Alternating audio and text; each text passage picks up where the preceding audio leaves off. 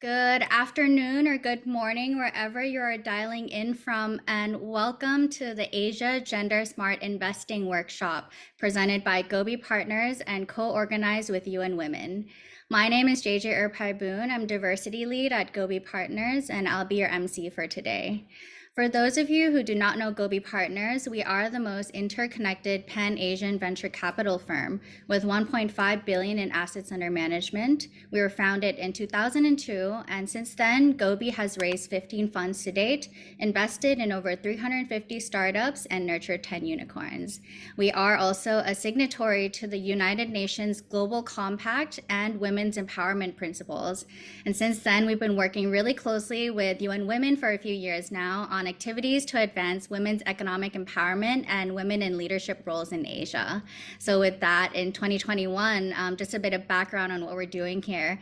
We hosted the inaugural Asia Gender Smart Investing Forum, which is a 2-day forum featuring over 30 speakers and thought leaders from across Asia, and got over 500 registrations from over 50 countries. So we're very happy with that. So today we're bringing you a continuation of the forum. Today's workshop, we hope, will inspire both entrepreneurs and investors like yourselves to put intention into action by providing you with the tools and knowledge necessary to implement gender smart practices within your organizations. So yesterday we hosted Gender Smart Strategies for Startups, where we discussed pitching essentials and overcoming biases in the pitching and fundraising process, as well as specific strategies to attract and retain diverse talent. So yesterday was for startups. Today we are talking about you, the investors. We'll first start with an introduction to gender lens investing, recognizing biases, and then hear from an investor integrating gender lens with case studies for you to see. And then we'll dive into two tools, the 2X criteria and the women's empowerment principles, as a way for you to measure and manage your investments. So just a quick note, participants must complete all 4 workshop sessions today in order to receive a certificate from UN Women. So please make sure you stay on until the very end. And finally, if you have any questions for our speakers, please type it into the chat box or Q&A function, and we'll try to get back to you. So now it is my pleasure to welcome Dwi Yuliwati Faiz, Head of Programs for UN Women Indonesia, to deliver the opening remarks. Over to you, Dwi. Thank you, JJ. Hi, everyone. Hello. Good afternoon. I'm Dwi. I'm Head of Programs for UN Women Indonesia. First, I would like to extend our warm appreciation to Gobi Partners for again collaborating with UN Women to promote gender equality and women's empowerment in business. I would also like to thank you, all the participants in this event, and all the partners that have supported this event. We recognize the importance of creating an inclusive ecosystem of bringing women entrepreneurs and investors to work together on gender smart investing and integrate gender equality into business practice and culture. We believe in UN Women through the application of the Women's Empowerment Principles that we jointly developed with UN Global Compact. This will be achieved. We understand that globally, women own or run half of all small businesses, but only a third of more established medium-sized businesses. According to Global Entrepreneurship Monitor, this trend is also observed globally as well as in the region, where women face systemic challenges in accessing financial capital, support network, and training opportunities. These challenges are exacerbated by societal norms and regulatory barriers to business expansion, making it difficult for women to grow their business. UN Women Indonesia and Pulse Lab Jakarta conducted a study breaking growth barriers of women impact entrepreneurs last year. This study, focusing on segmented but growing women impact entrepreneurs, shows that women-led enterprises are just as growth-oriented and risk-taking as those of men. The primary difference is in their approach. Women entrepreneurs believe sustainable growth is achieved through stages and taking calculated risks, while women impact entrepreneurs opt for aggressive growth.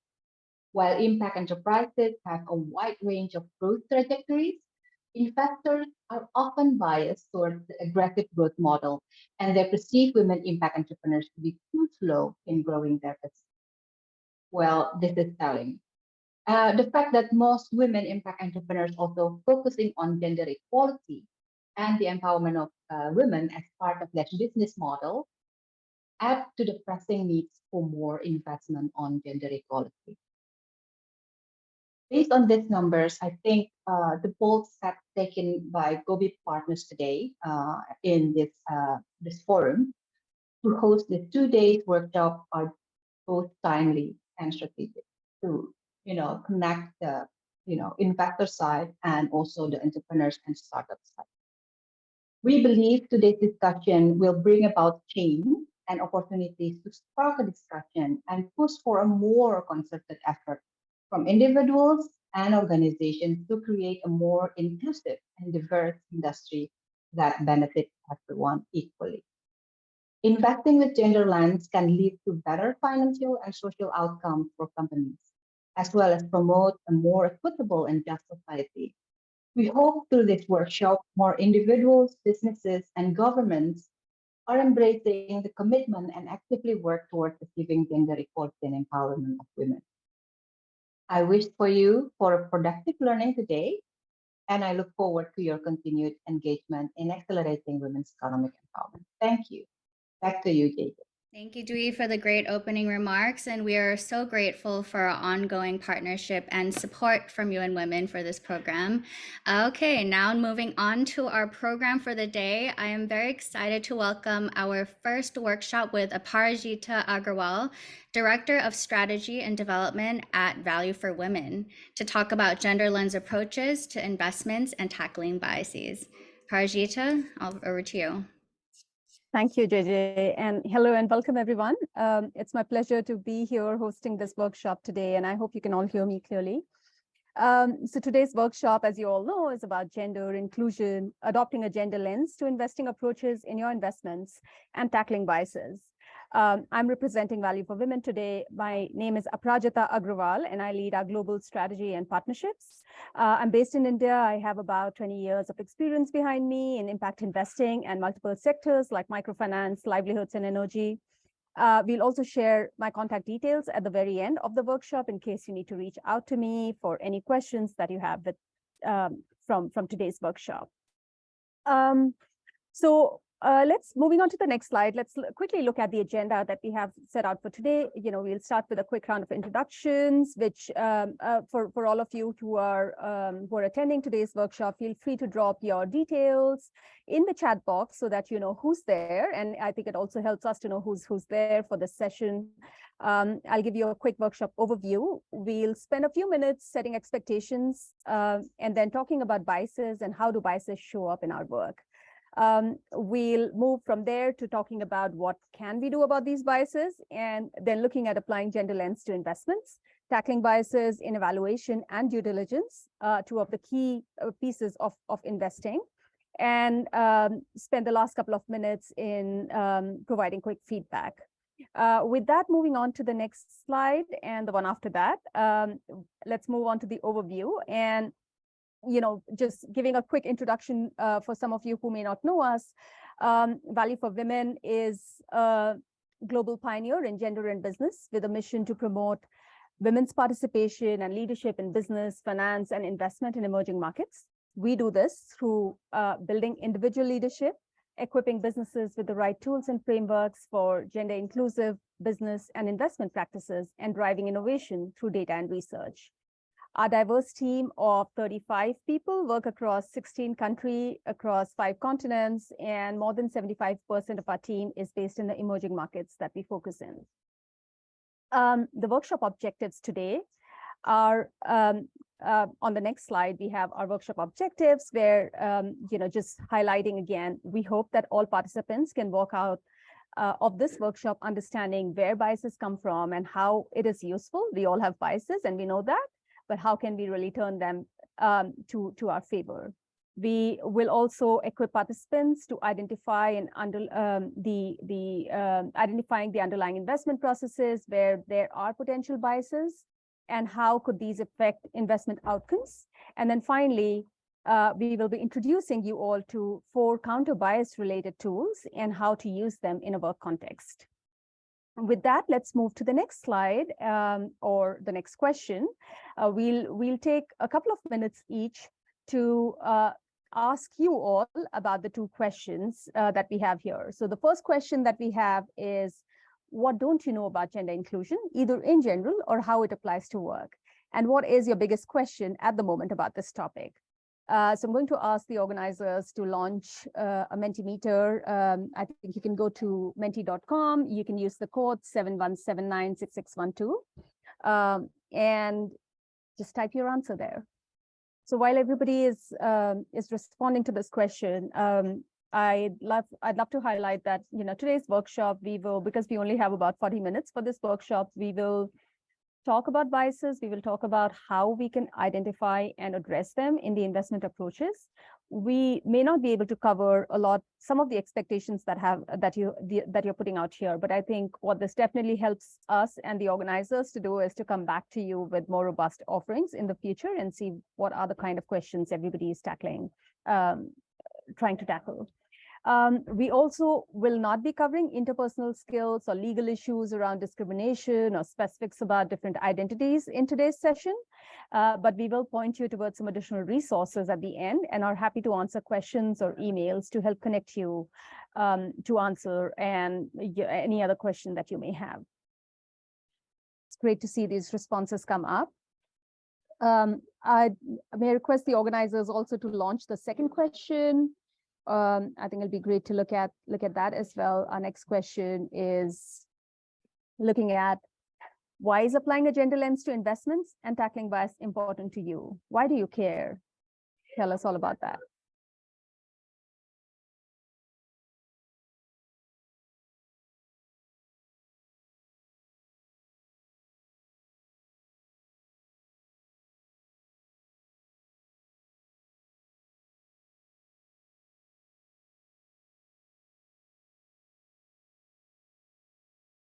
There are some great responses.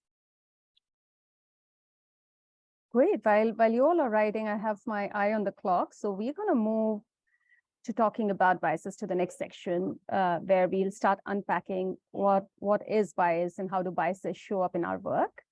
So I think this Mentimeter, the menti.com page is available to you as well. So you can take a look at this, post the workshop and see what others have written, what you've written. We'll keep going back to this to see what are we hearing that we need to address in future workshops as well. So moving on to our first section around what is bias and how do biases show up in our work. We all know that bias is a function of how our brain works. It's coupled with evidence about the world formed in our childhood. It's influenced by outside information gathered from sources like the media. The resulting biases are often unconscious. You can be the most consciously unbiased progressive thinker and still have unconscious biases that come from our culture and things all of us experience as children growing up, and they don't necessarily align with our belief systems sometimes. If we think about it, bias is not really good or bad. It just is. And our focus should be on responding to our thoughts, not simply reacting. And I think that's what we want to talk about today in this section. If you think about testing your assumptions, we've got 3 questions here. You don't have to respond to it, but just think about it. We'll show you the answers to it in the next slide. But how many times more often, for example, men interrupt women than other men? Or, what percentage of people more readily associate men with career and women with family? You can think about your responses, and we'll, in the next slide, we'll see how far off or how close you are to the actual answer. The third question that we've put here is, what percentage of women receive negative feedback on their personal style, such as you can sometimes be abrasive, or, you're too ambitious, or, you're too bossy. And what percentage of men receive that same type of feedback? So let's move to the next slide. I hope you've had a chance to think about it. 3 times more often is the response to the first question. 76% still associate, according to the study that we quoted here, associate men with career and women with family. And again, women are often receive 66% times feedback on their personal style, whereas in the same context, men might be receiving similar feedback about 1% of the time. All to say that these biases are very much living and alive in all of us. So moving on to our next slide. We're going to talk about the unconscious bias in the workplace. We often, this slide here and next, we look often at investor interviews and how founders are interviewed during funding rounds by investors. Men are often asked questions with the promotional orientation about their aspirations, their goals, their futures, while women are more often asked questions with prevention orientation, which is around, how are you going to mitigate risks? How are you going to prevent problems, or something around vigilance and so on. This Harvard Business School study that we quote here on this slide found that 67% of the questions posed to male entrepreneurs were promotion oriented, while 66% of those posed to female entrepreneurs were prevention oriented. Here's what we know. We know that unconscious bias develops at an early age. Biases emerge during middle childhood, appear to develop across childhood. We know that unconscious biases have real world effects on behavior. And we also know that unconscious biases are malleable ones, which means that you can take steps to minimize the impact of unconscious bias. And that's what we are going to focus on today, instead of going on and on about, how do biases show up. So there are many ways in which biases show up in the workplace. And if we can move to the next slide. Culture fit, this is one of the big ones, which we hear in our usual sort of office work. Culture fit, this candidate is a better cultural fit over the other, or there's work experience. That's often most valued qualities in evaluating junior candidates in private equity or VC firms. Given the current male-dominated culture, this emphasis is often subjective, right? And has a risk of perpetuating gender biases and limiting the hiring of women. We see that most junior and senior employees are hired from investment banking or other PE/VC firms, which already have a low female representation. So essentially what that means is the talent pool becomes even smaller and even lesser to choose from. And the diversity that we're all trying to prevent doesn't actually get prevented if we aren't constantly expanding and working on expanding that talent pool. We're going to take a fun example in the next slide. If you were running, for example, a campaign to raise money for conservation, which of these images would you use? And again, you don't have to answer it anywhere. Just think about which. Maybe raise a hand if you go with. Let's see how many people here would go with image A, which is this lovely cute panda, and B, which is a condor. So people who would go with option A, can you raise your hands? Or I think there's a function in Zoom where you can raise your hands. Let's see if there's a show of hands here. I don't know if we can see it. But I think, again, like going to the, no, I'll stay on this slide. I know I'm not sure if I can see everybody's hands here. So I'm going to say that, my guess is, we've used this in some of the other workshops. My guess is that a lot of you would probably go with A. And we know that our brains often use these sort of biases for cute vertebrates that tell us about human needs, safety, and in groups, charismatic species like big cats and pandas receive more research attention. They receive more funding than other species. But this often does not accurately reflect our stated desire to improve conservation, right? And if you think about it, to what extent do we discriminate based on factors that we are not even aware of? These are what we call implicit biases. And implicit bias may run counter to a person's conscious belief without them realizing it. For example, it's possible to express explicit liking of a certain social group or approval of a certain action while simultaneously being biased against that group or action on an unconscious level. So the thought that I wanted all of you to leave all of you with is, if you're an investor, think about which are the kind of companies that you have in your portfolio that are actually like the panda. They actually represent that ideal company that you should be investing in, versus the kind of companies that, if investors back, would really need sort of investor support. So just something for everybody to think about. With that, we'll move to the next slide, which is around looking at how we can overturn bias and how diversity could be a competitive advantage. So we know that diverse teams outperform homogeneous ones, especially when solving complex problems. There's enough and more data now backing this. We know that companies with the most gender diverse executive teams are 48% more likely to outperform companies with less diverse or all male executive teams. But despite all of this, on the next slide, there's some stark data, which is around conscious gender bias being really apparent and present all the time. This slide effectively tells you about, who percent of people who think when jobs are scarce, men should have more right to a job than women. And this particular data point is taken from the Pew Research Center Global Attitude Survey. And it's quite interesting because year on year, every time they carry out this survey and we pull out this data, it's quite interesting how the belief that men have more right over a job than women, especially when jobs are scarce, is still pretty prevalent. And that's whether or not you and I believe that, it's often a question of implicit biases that exist when we are seeking sort of these responses from people. Now, again, sometimes it's explicit, these kind of biases, particularly in emerging markets where we all work in. But when, for example, we ask this question to investors in a portfolio company, and this is quite recent, recently in South Asia, we asked one of the portfolio companies of an investor that we were working with, about 5 to 25% of employees agreed with this statement, and which was kind of, very, very interesting for us to look at.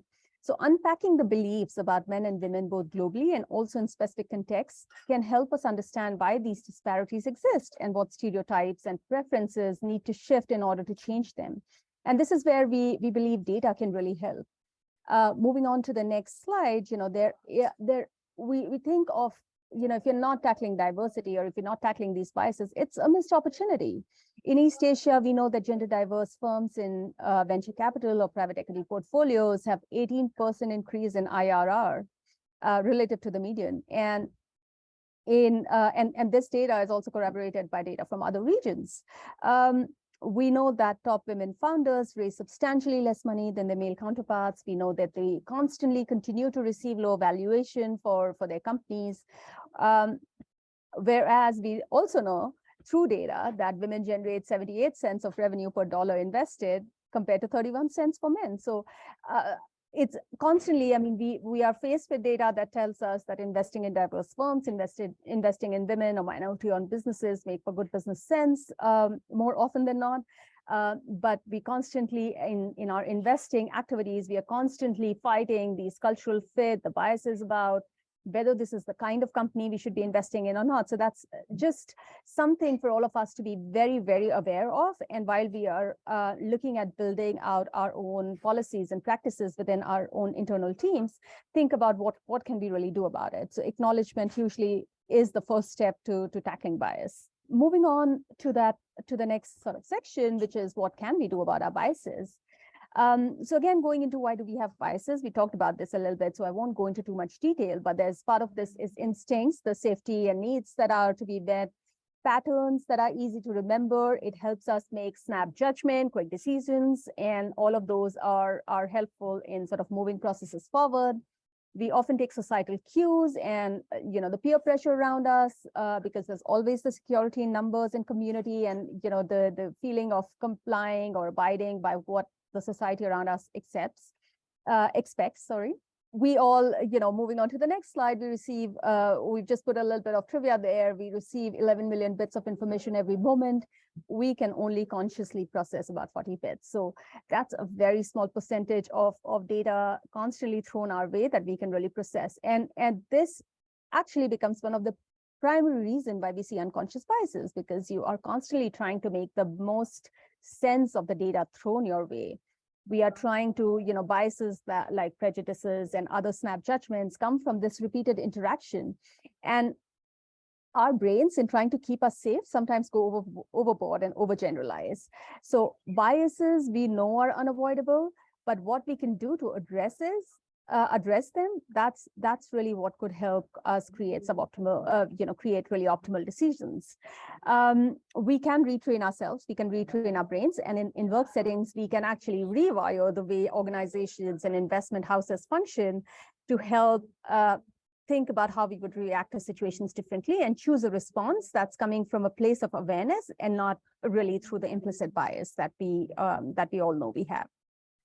So unpacking biases on the next slide, we've in the resources section at the very end, we have highlighted a few resources that you should look at. Goes really deep into how can we unpack these biases. For example, can we check ourselves while answering an easier question?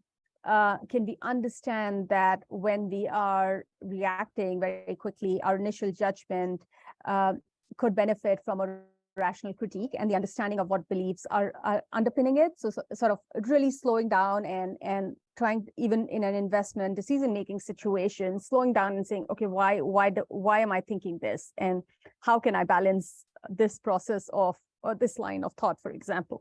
In investing context, on the next slide, gender diverse decision makers we know perform better.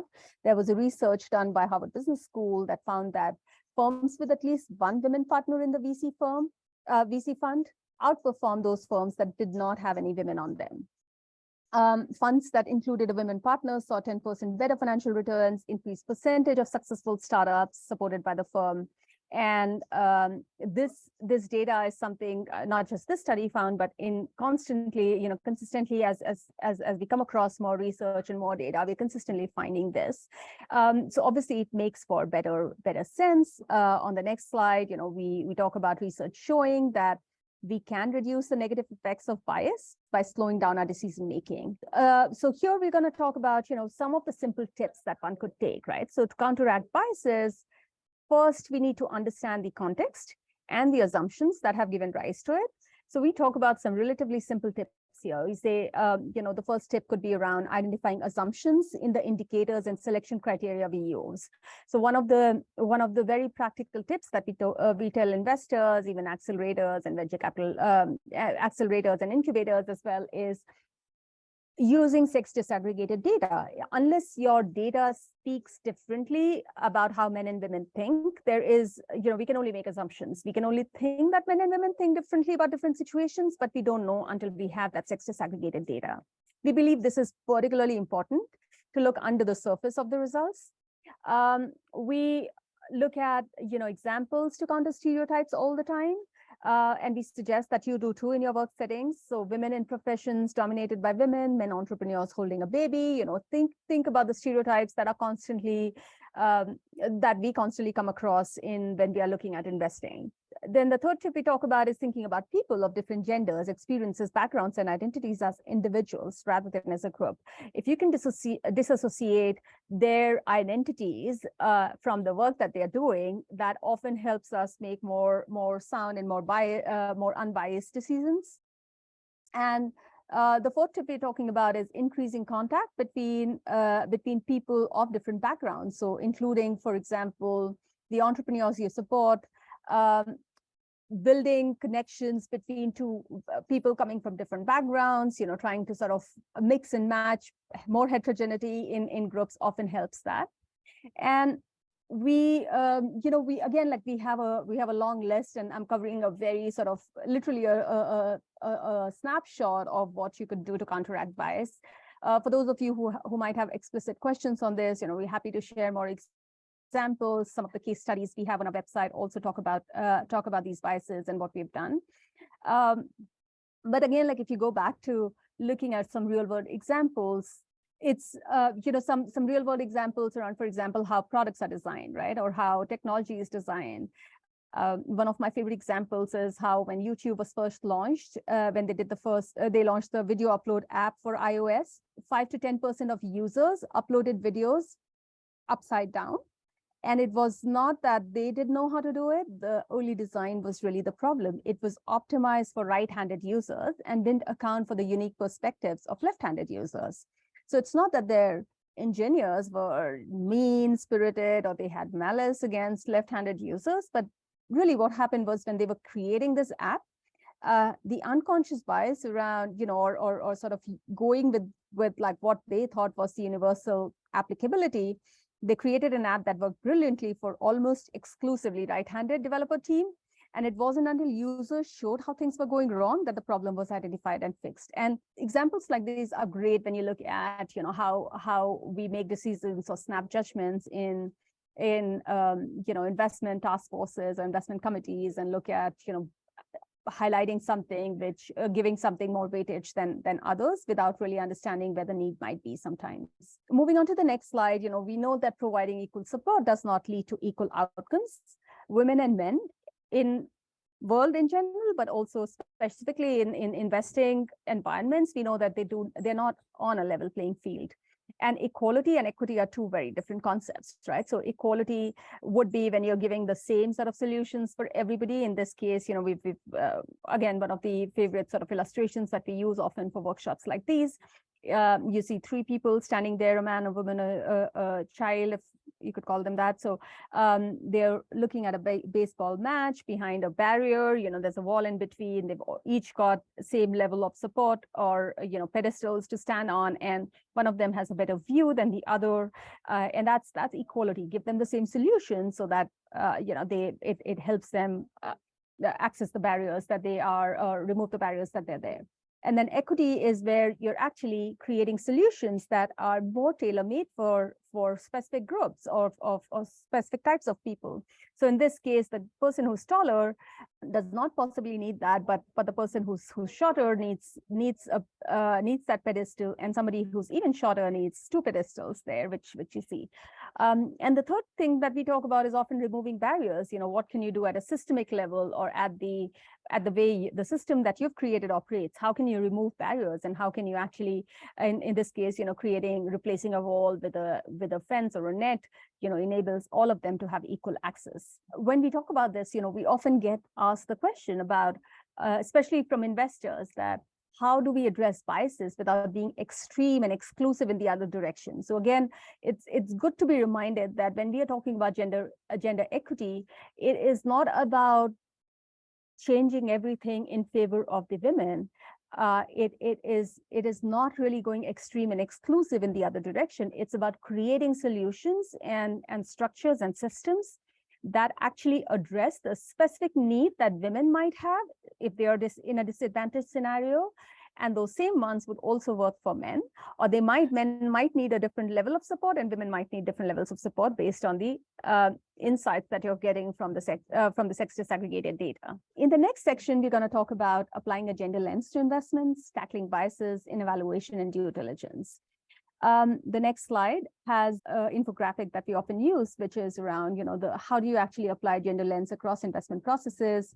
And we've specifically talked about what could you do to mitigate gender biases and identify opportunities in, right from deal origination and screening to evaluation and due diligence to structuring and negotiation, pre or post deal engagement, and then finally at the time of exit, or the monitoring and evaluation that follows after that. In deal origination and screening, we talk about identifying opportunities for gender lens investing. In the evaluation due diligence, we are constantly thinking about how do you apply a gender lens that improves the evaluation and due diligence, that de-biases that process. And in the structuring and negotiation piece, we often discuss help our clients or partners set up gender-related milestones that make for better deal structuring itself. We talk about, influencing and supporting portfolio companies to apply a gender lens, often after investors have invested in a company. And post-exit, which is always a more tricky one because we don't have enough examples out there in the real world about it, is how do you continue to build a business case for GLI so that investors that come after you've exited, how do they ensure to actually value the gender equity that you've built in the company or in your investment itself? For greater, we have a guide on our website called the How to Invest with a Gender Lens that was produced with support from Investing in Women program of Government of Australia, which is a go-to guide. We consider that a pretty sort of strong handbook for any investor looking at adopting gender lens across investment processes, and then looking at some real life examples as well as tips and tricks on how to actually go about doing it. So I would highly encourage all of you to take a look at that. We're going to move to the next slide and talk about the tools for countering biases, right? So how do we actually apply these anti-bias actions that we're talking about in real life situations? So the first thing we talk about is being consistent and specific. So, for example, asking all candidates the same questions. This helps to prevent substitution heuristic. We, making sure that the criteria are always directly connected to the desired outcomes, not to an identity or to a personality type. Establish this with data. Research has consistently demonstrated that structured interviews result in increased predictive validity and decreased differences between demographic groups. And structured assessment tools and what we call rubrics are more predictive than unstructured interviews. So we do talk about building consistent and specific indicators that are linked to the outcomes that you seek as an investor.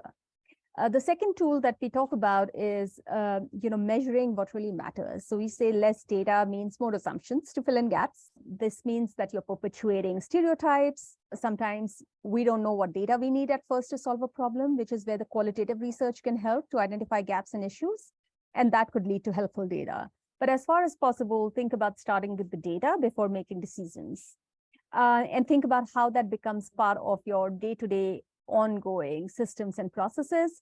For example, if you are building a pipeline of potential investee companies, think about collecting the basic data from the very beginning, so that when you're making your investment decision, it's based on how the companies compare to each other based on the data that you've got from them versus looking at just the founder's personality or their identity, for example. The third tool that we talk about is evaluating subtle messages. So it's important to ask yourself as an investor the signals that you're sending in your body language, your slang and references, in your casual comments and feedback. What signals is your environment sending, and what does your office say about your company's culture? So this is something that we talk about, for investors. I mean, this is equally important for anybody who's setting up an organization or running a company of any kind, right from the images on your product site to individuals that you choose to speak externally. You're sending the messages about who you are or what your company represents. So consistently sort of think about that. And that could be a very powerful tool to counteract biases. And then lastly, creating an environment of openness and accountability.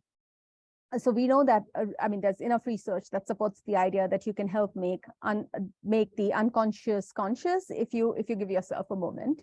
So don't close on the first decision that comes to your mind, especially when you're determining who to promote, who to hire, who to join the team, even who you're going to have lunch with. Justify decisions.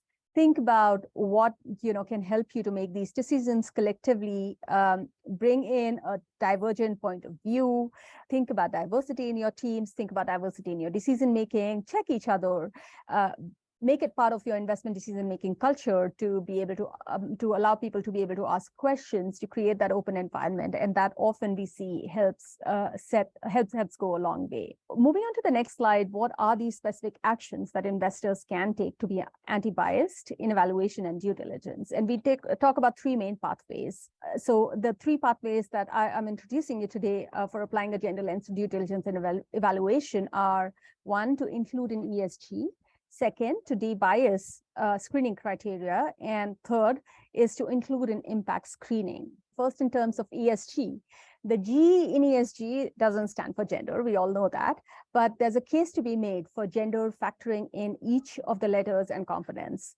With one of the investors that we were working with, the S for social is usually something that a lot of people identify with. We know that this is about the importance of policies and practices vis-a-vis the women as suppliers and women as employees of the businesses, and making sure that the company is doing no harm. And there are systems in place to mitigate any risks of exploitation and discrimination.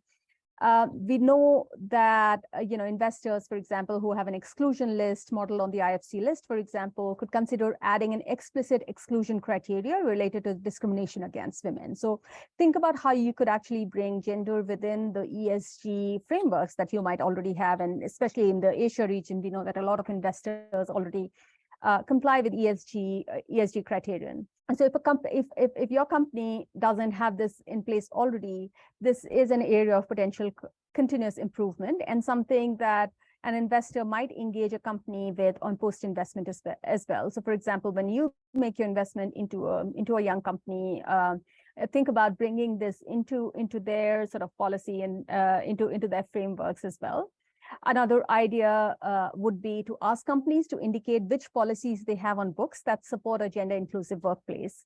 Policies to start with would include non-discrimination policy and practices, anti-harassment and accommodations for parents and other caregivers when traveling, and so on. So there's, again, like there's a question to how much verification one could do. It depends really on investor resources and influence. Some investors focus on gender will go so far as to ask for wages of all staff to identify any gaps in gender pay equity, but others may not do that. So it really depends on the resources you have, but there's always an opportunity and an opening to actually continue to improve this. And you could actually think about this as a journey where every step that you take brings you closer to the milestones that you might have set for yourselves on gender inclusion. The second entry point or pathway that we were talking about was debiasing the screening criteria. So this is basically where we are talking about counteracting any potential bias in screening, which is in this pathway, you're talking mostly about women-led businesses. So first, of course, it's important to have criteria in the first place to ensure that you're evaluating each potential business and especially the leadership of the business on equal terms. So thinking about how you could do that, scoring, having scorecards in place, ensuring that you have a diverse selection team or a scoring team. On the other hand, because we have criteria in place, it doesn't necessarily mean that those are the best ones for reducing biases. So the activity that this activity could sometimes underscore the risk of bias. So think about, where these biases might present themselves in your decision-making process when you're screening companies. Think about the data that you're collecting and, think about systems or applications where you're asking people to self-assess themselves, because we often see in self-assessment, women often score themselves lower than men, even when they have comparable levels of experience. So a good place we suggest to start is to review applications, to review your due diligence forms for questions that may underestimate women's leadership skill. We in our work often support investment partners as part of our technical assistance process, but you can also make inroads within your own teams and in fact ask your team on how if they see any scope for biases or how you could actually improve it and change it. And finally, moving on to the last bit, which is around including gender in impact screening. Gender is often included in impact screening in a limited way, whereas we see that sometimes it's only women in leadership or women as producers. So in this third way, we talk about the assessment of potential social impact of companies that we are supporting beyond the negative do no harm screen and into a more positive evaluation of a company's impact on women and girls in supply chain. So there's this consideration of where are the women. It's a good and important first step. Identifying the number of women or the percentage of women at all levels, including as suppliers or as leaders, but also as managers and employees at all levels. It's important. But how do you move beyond that? And how do you build proxies that allow you to continue to do this? So you can, for instance, ask your companies or the companies that you invest in the types of services or technical assistance they are providing to women. Let's say if you're working with an agri company that's in your investment pool, ask them about the way they're supporting women farmers or women in their supply chain in providing them training or technical assistance. You can ask them about the career and advancement opportunities they are building within their own setup. So again, not just for you as an investor to take steps, but also how you can actually further sort of propagate this within the portfolio companies that you have. There's a good opportunity to do a lot there. And I think we'd love to hear from you on how you're applying gender lens to due diligence and evaluation. Sorry. So I'm sure many of you are doing some of this already or a lot of this already. So it'll be great if you can continue to share that either in chat or in the ongoing conversations that Gobi partners and UN Women lead in the region to share your own experiences or to share good examples of how this has worked within your own portfolio, within your own investment practices. We've taken one example here, and I'll go through this very quickly. I know I'm I think on the final 2 minutes of my session. But very quickly, talking about Village Capital's example, which I think is a great one. So Village Capital runs an accelerator incubator model and also invests. They use this sort of process around investment using peer review. They use a peer evaluation ranking methodology in which peers decide. So if it's a group of, let's say, 10 investee or portfolio companies, they decide who gets the funding. So the goal really is to get past this pattern recognition bias in which traditional VCs look for same type of companies. And it's been quite experimental, but I think the results have been quite interesting as well to see that 46% of startups that Village Capital support are women-led, and the portfolio raises 2.9x more funding related to the control group. So and there's they have published case studies on it as well. So we recommend that you take a look at that. And then finally, moving on towards the end of this, what I'd suggest is when you go back to your desk, take each step of the investment process that we've talked about here. This presentation is going to be available through the recording that you can take a look at. Take each step of this investment process that we have on the next slide. Think about, review it for biases, and reflect on how you would counteract it. So it's something that we would suggest you to practice with your team. If we had more time on this workshop, we would absolutely have loved to do something like that. But I'd say take this back and say, run it in your own settings, in your own office settings, and see what kind of biases do your team members identify, and what suggestions do they actually make in terms of debiasing your processes. So finally, just a final set of recommendations on the next slide, which is about thinking slow. As I mentioned earlier, continuous improvement requires continuous attention. So unpack your assumptions.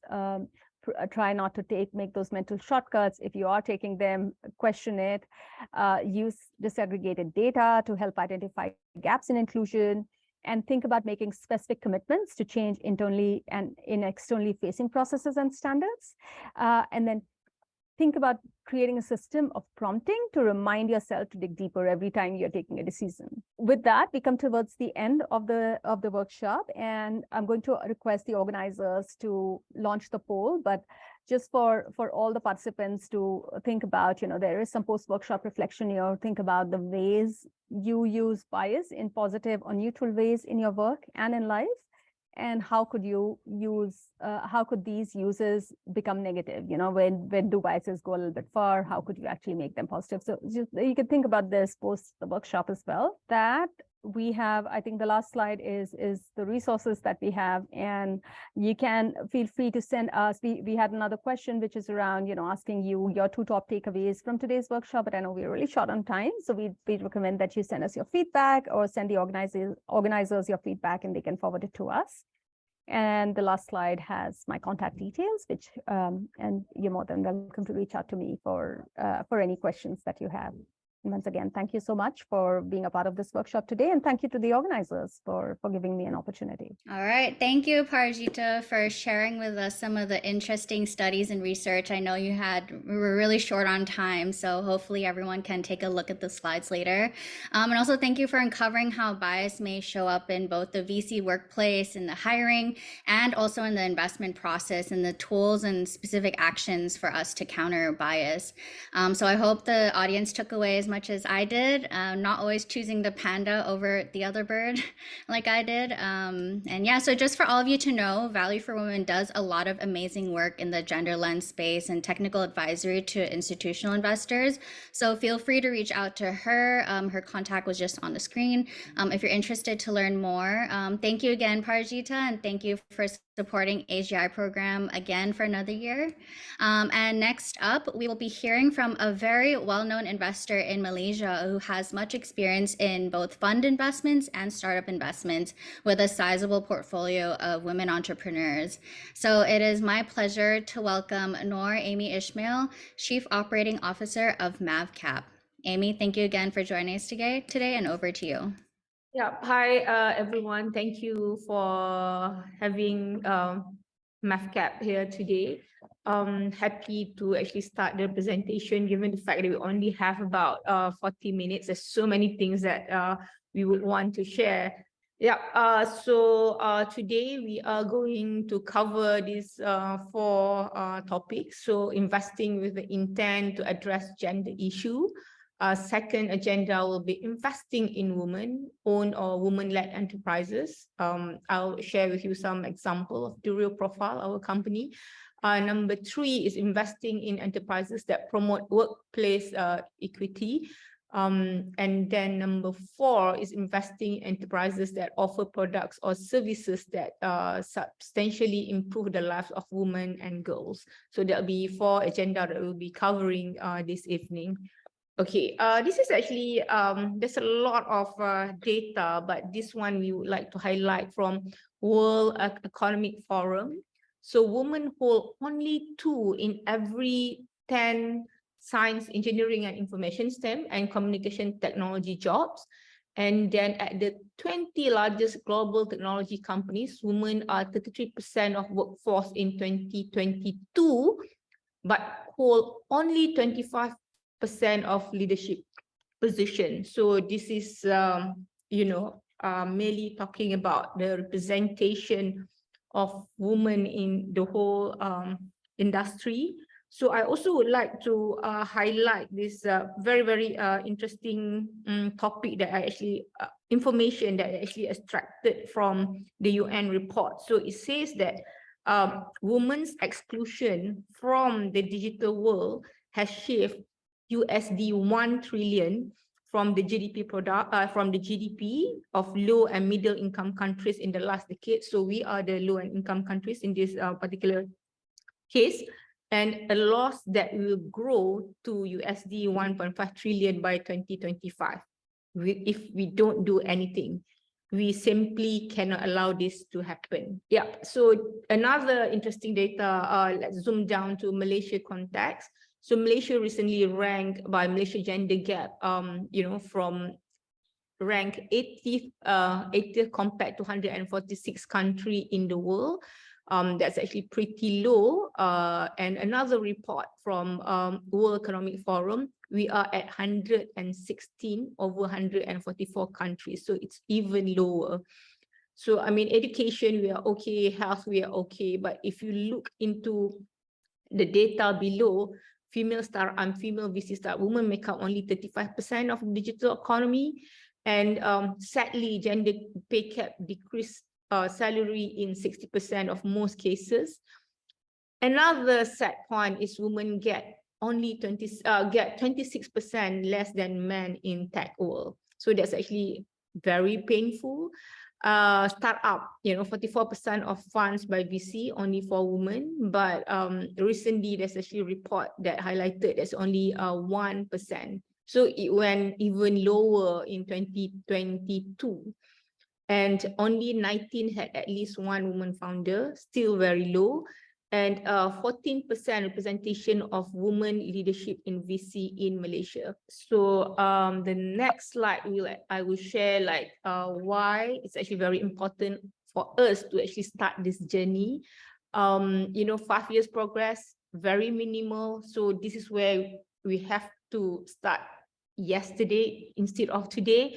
It'll take a bit of time to reap the benefits. So you have to be a little bit patient on that. And you don't have to go big. You can start small because it shifts a potential big impact. And it's also diversified for risk of aversion, given the fact that, we have a potential to lose, $1.5 trillion if we do not do anything about this particular issue. Okay, so I'm going to share with you a little bit about MAVCAP. We have been in industry for the past 22 years, and we are established in 2001, part of a Malaysia government's policy to accelerate technology ecosystem and provide funding to the unbankable market. We are also mandated to actually look into the whole venture capital ecosystem, with the asset under management currently at $2.2 billion. So briefly, if we look at it, we are very clear on where we are on the ESG perspective. We are actually the new team who been brought back by the government. Me personally, I came back from London 6 months ago.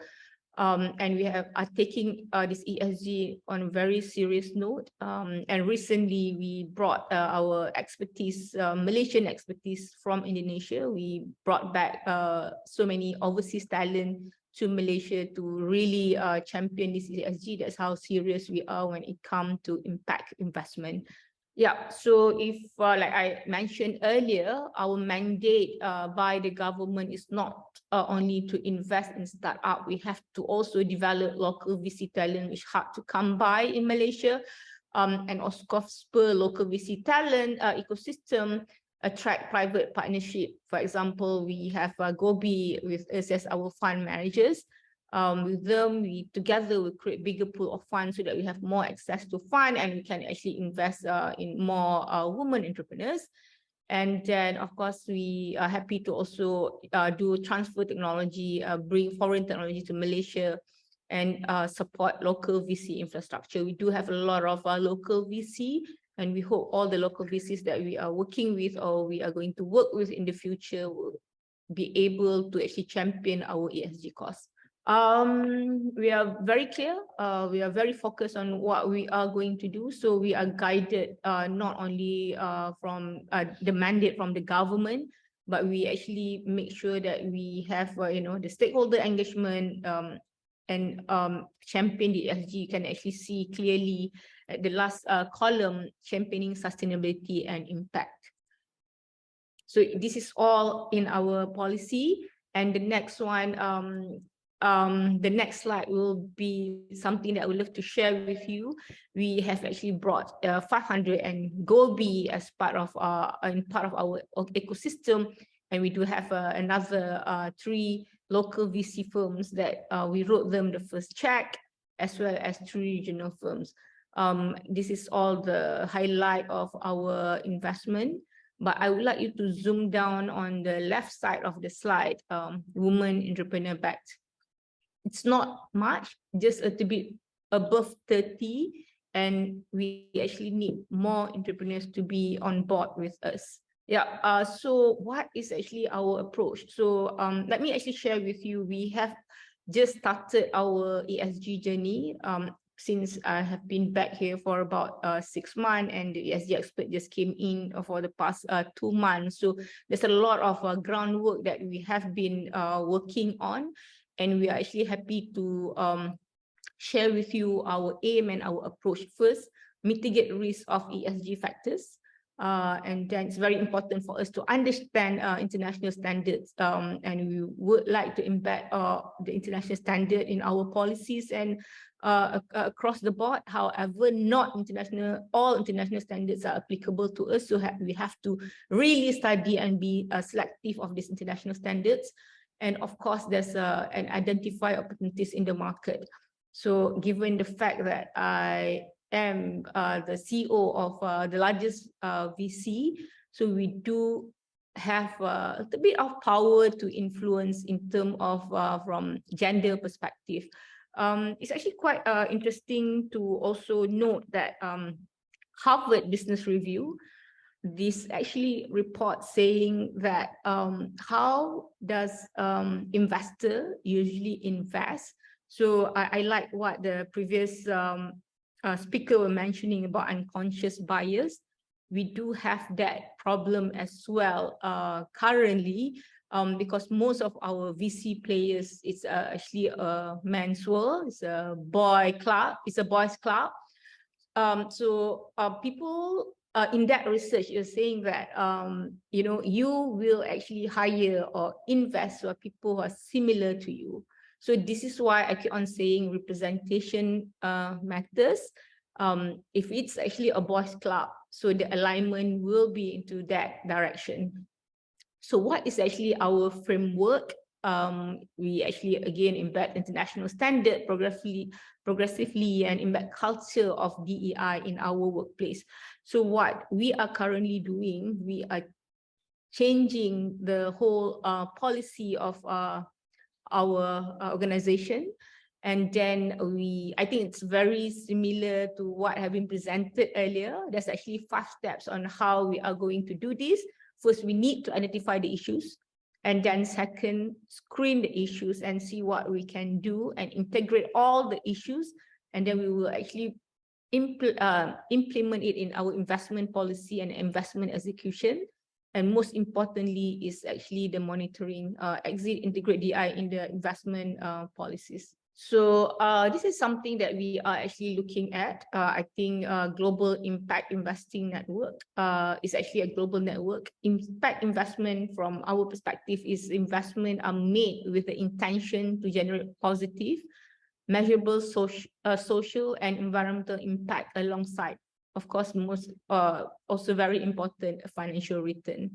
Yeah, so resources to help you, you can actually log into this particular website. There's a lot of case studies, there's a lot of impact toolkit, and we really like how they actually come up with the policies and the framework. So we are going to mirror this framework as much as we can.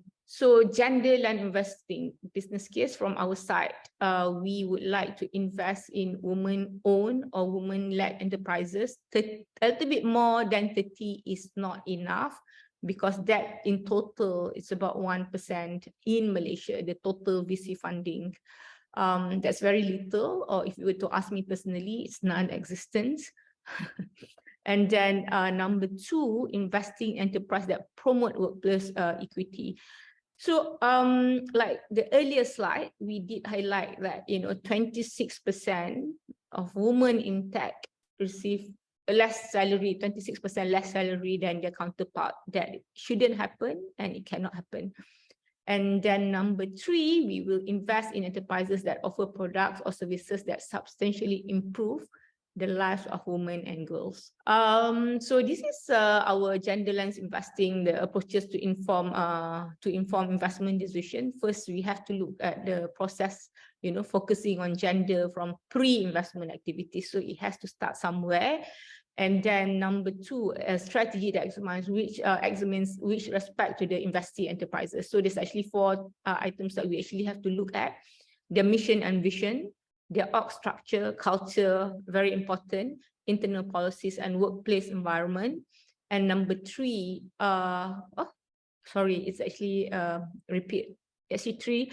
And then number 4, how the financial and human resource signify overall commitment to gender equality. So that are actually 3 pillars that we will look at from investment perspective. Yeah, so I'm actually happy to share with you a few case studies that we currently have, that we have been executing the policy, and we would like to see more companies as such. So can we go to the next slide, please?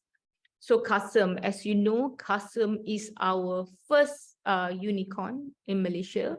So why is actually very important? Because this is actually one of the first steps for women to, they offer a lot of women job opportunity, as well as the equality in this company. It has also helped a lot of women to be able to actually sell their own car without any hassle, and with full security. That's actually important from social perspective.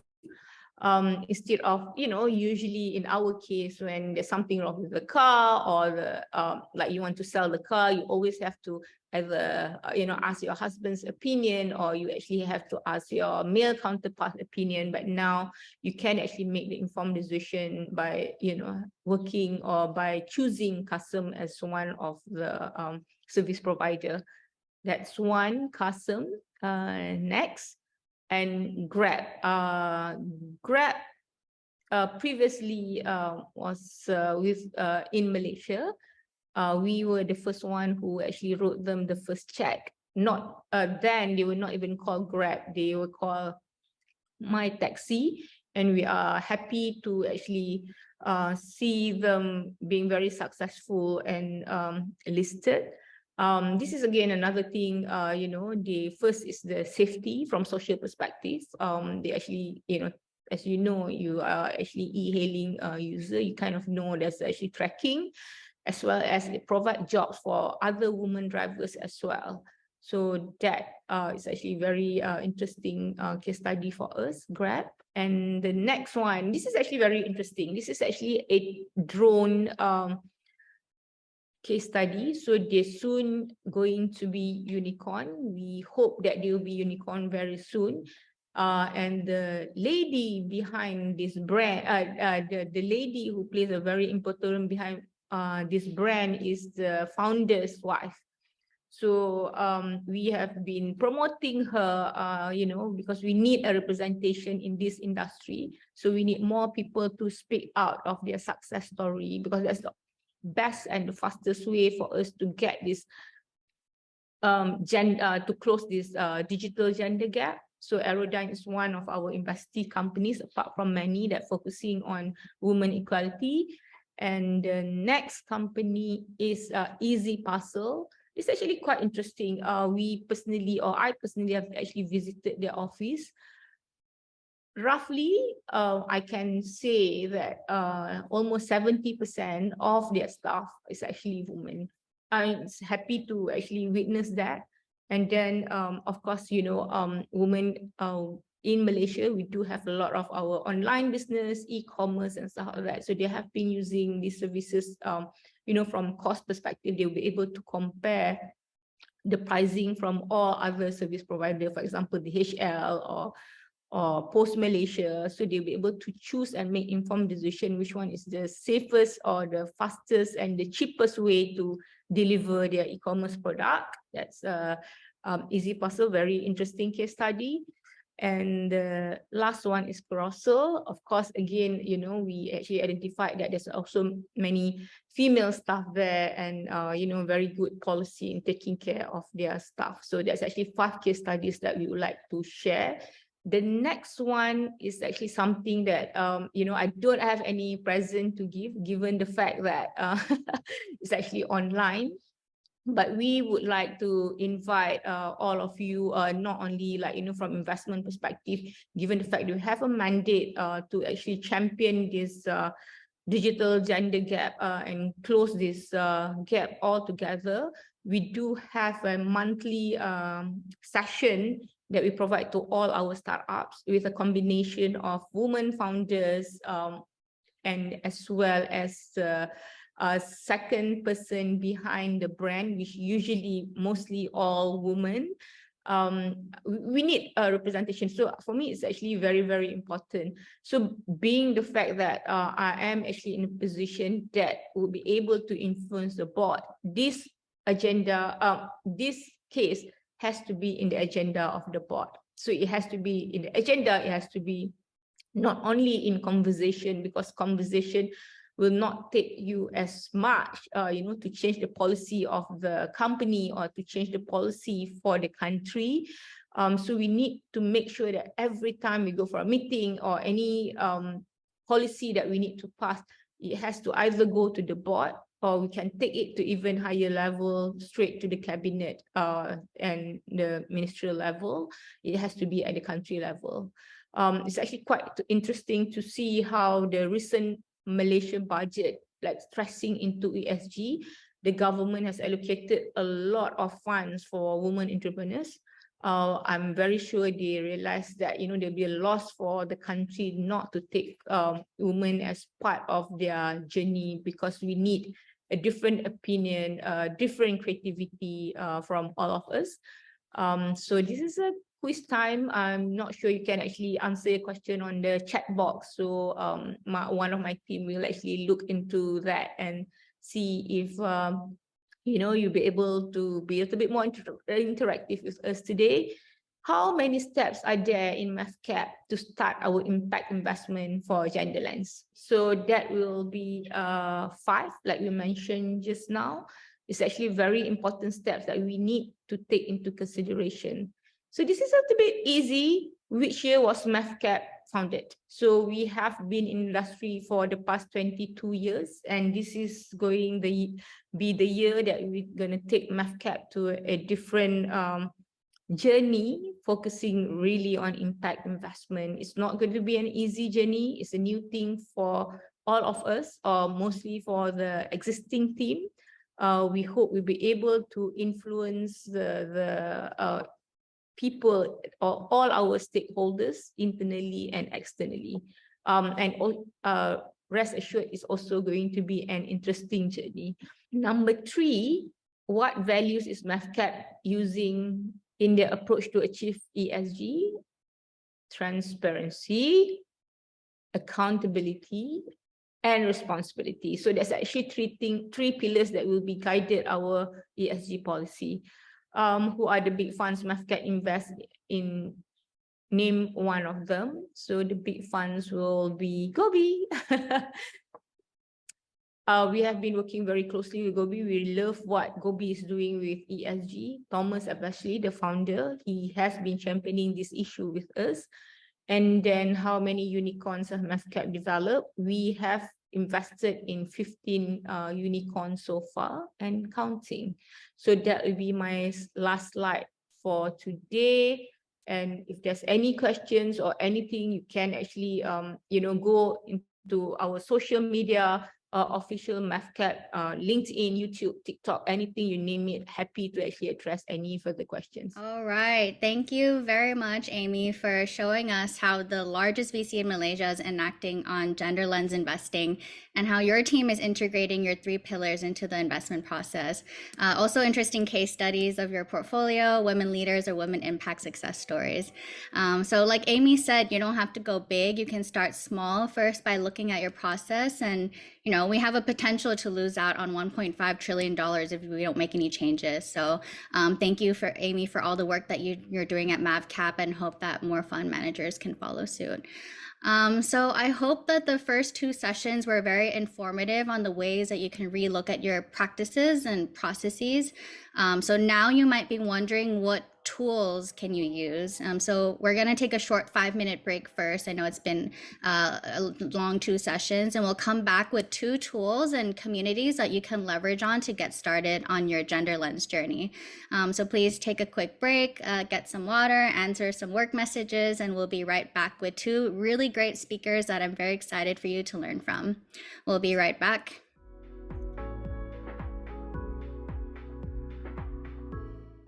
All right, and we're back from the break. I hope you had a good quick break. We're on to our second part of the session on tools and communities to leverage for your gender lens investing journey. First, starting off with 2X Global. They are the leading industry body for gender lens investing with an incredible suite of resources and programs, especially having coined the 2X criteria, which Gobi ourselves have been using to start off our gender lens benchmarking, and it's been very, very useful. So without further ado, we are so excited to welcome back the very well-respected Jessica Espinoza, the CEO of 2X Global, to deliver the next workshop. Jessica, great seeing you supporting AGI once again, and over to you. Thank you so much, JJ, and hello, everybody. It's a real pleasure to be here with you today. So I thought it might be helpful to just briefly start with where we're coming from. I think many of you are familiar with the 2X initiative, but just as a reminder, our journey started at the G7 Summit in 2018, when we initially brought together the development finance institutions and kind of their private sector teams to make a bold and unprecedented collective commitment that we would collectively aim to mobilize and invest at least $3 billion into private sector investments across emerging markets that would benefit women. And so the slogan that we coined at the time was "Invest in Women, Invest in the World." And when we got started, it was really important for us to look at the business and impact case of investing with a diversity and inclusion lens, and especially a gender lens, because at that time there was still this notion that, is this really part of core business? Is it something else? Like, what is really the opportunity? And so we realized very early on, if we really want to get the private sector excited, and especially private equity and venture capital, we had to kind of show why this matters, why this is a smart business and the right thing to do. And so we looked at various studies already then, but also over the last years, about the evidence base. And so we looked at the whole area of entrepreneurship. And as you know, Still today, only a very, very tiny fraction of capital in VC and PE goes to women-founded startups. But we also found this really interesting study, for example, by Boston Consulting Group and Mass Challenge, showing that companies founded by women that do get funded deliver twice as much revenue per dollar invested.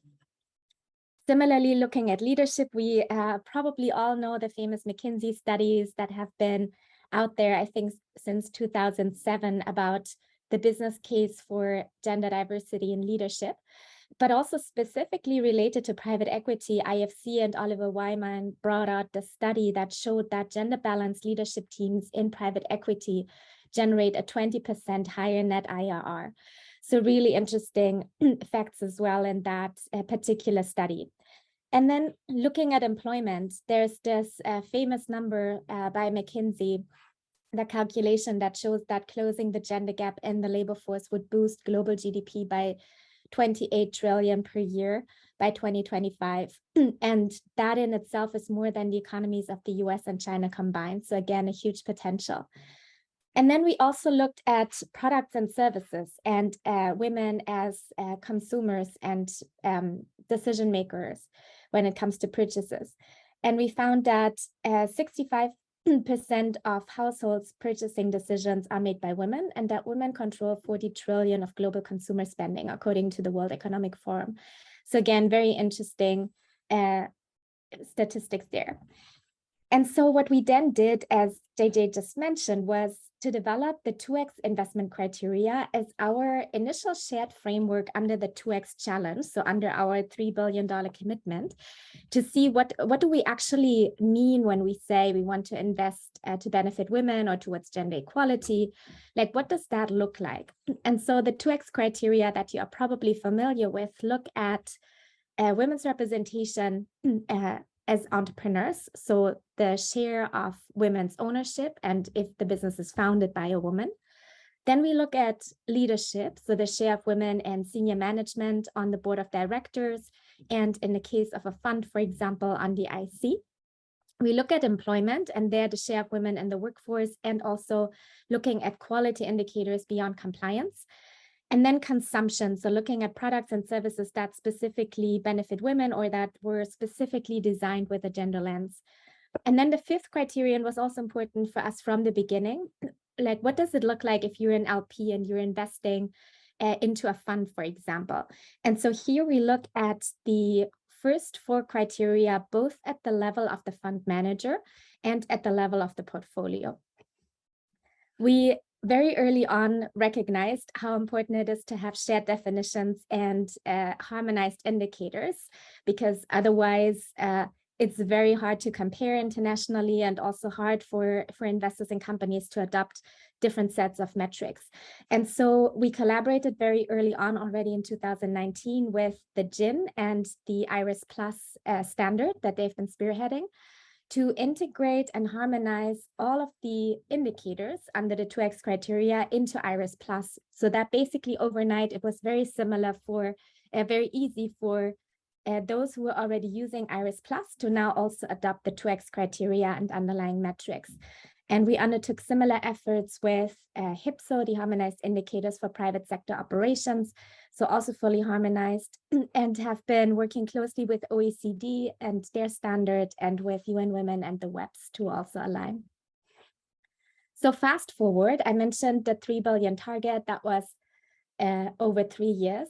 Ending that kind of first challenge in 2020, we had significantly overachieved the target. So we landed at 6.9 billion invested just by the DFIs, and then also counting co-investments from the private sector and other public sector players, we landed at 11.4 billion. And that was in the COVID year. So it was really, at the time, a big surprise that the target that we thought was already ambitious would be overachieved. And so we launched the second round of the 2X challenge in 2021.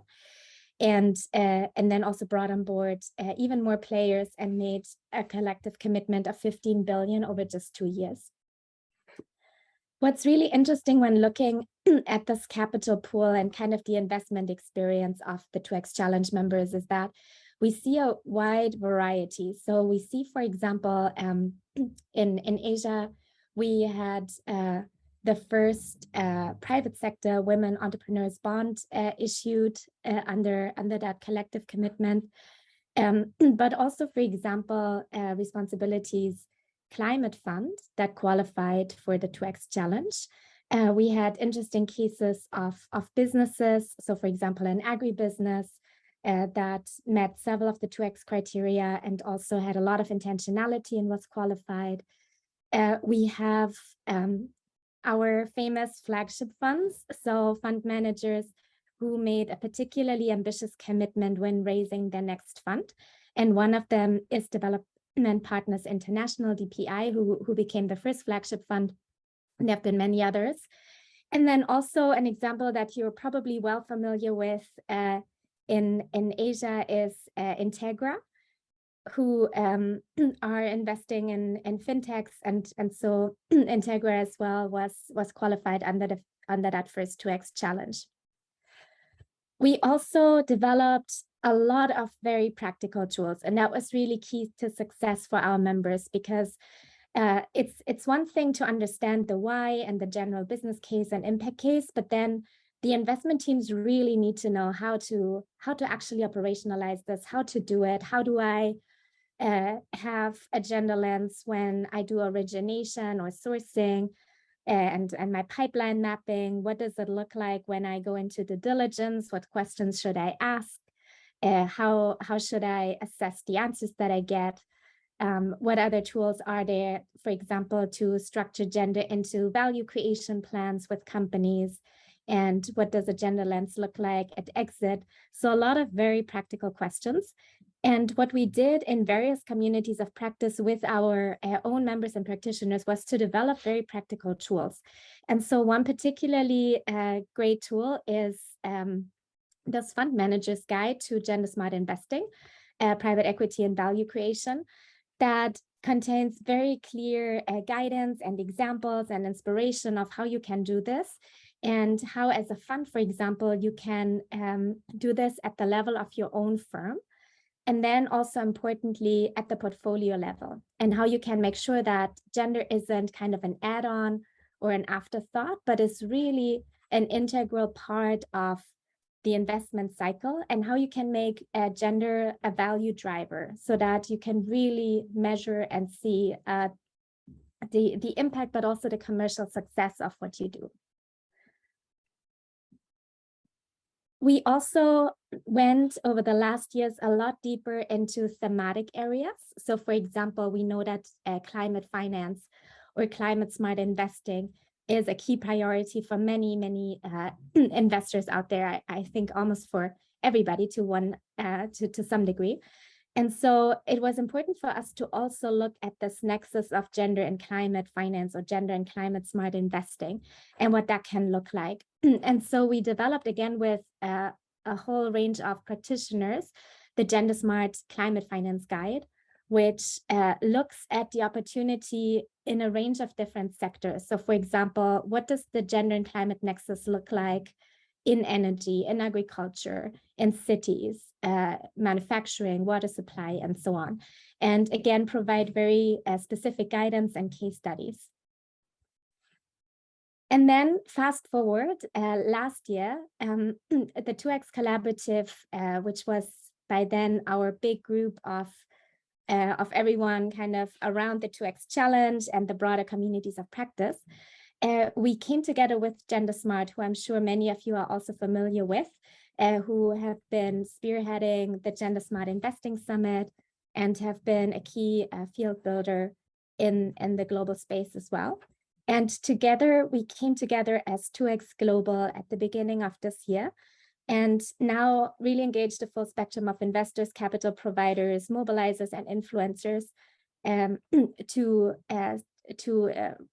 unlock gender smart capital at scale, as our slogan says. And we're both a global membership organization, but also a field building organization for investors and capital providers, working across private markets, where originally our focus has been, but also now increasingly public markets. and across emerging economies, which again has been our original focus, but now also including developed economies, because we see a lot of synergies and opportunities to also bring more capital into emerging markets that way. Today, we have over 90 member institutions, as you can see here, broken down into asset owners and asset managers and a few service providers. And there's a growing number of really great names from the Asia Pacific region. And so if you're interested in exploring membership opportunities, please let us know, and we would be excited to welcome you to our network. The way we're set up is that we have different peer groups of investors. And for example, what we do for fund managers is offer a range of peer learning sessions, deal-making sessions, very hands-on support in structuring agenda lens into a deal. And it's very much driven by emerging best practice among this peer group, for example, of VC fund managers or of PE fund managers. Similarly, we're now expanding that offering also to their investee companies so that we can offer, for example, trainings or develop specific tools and very practical guidance for portfolio companies. That is kind of an extra benefit or way of engagement with our members. And then we have a lot of offerings around different sectors. So for example, everyone who's interested in energy investments or in tech investments. And that's where we also in some curated sessions bring together, for example, GPs and LPs so that they can discuss that sector and trends they see together. And then we have a lot of themes that are kind of cross-cutting, such as I mentioned, climate and gender, financial and digital inclusion, care economy, a lot of thematic areas where our members have the greatest demand and want to dig deeper. We also have dedicated programs and partnerships. So just wanted to briefly highlight this really great Global Gender Lens Investing Fellowship for Asia that we had launched earlier this year together with Value for Women, and where we just had the cohort graduate, and it was a really great experience and particularly exciting to see what's happening in Asia and all the good practice there. We also, as you may be familiar with, have launched 2x Ignite, and that was the outcome of a global co-creation process, again, with a lot of participation from private equity and venture capital, fund managers and LPs who together designed a holistic market building solution to accelerate the next generation of gender smart fund managers. And so we have a number of different initiatives going on there, but one of the most exciting ones at the moment is our GP Sprint, which is an accelerator program for emerging managers.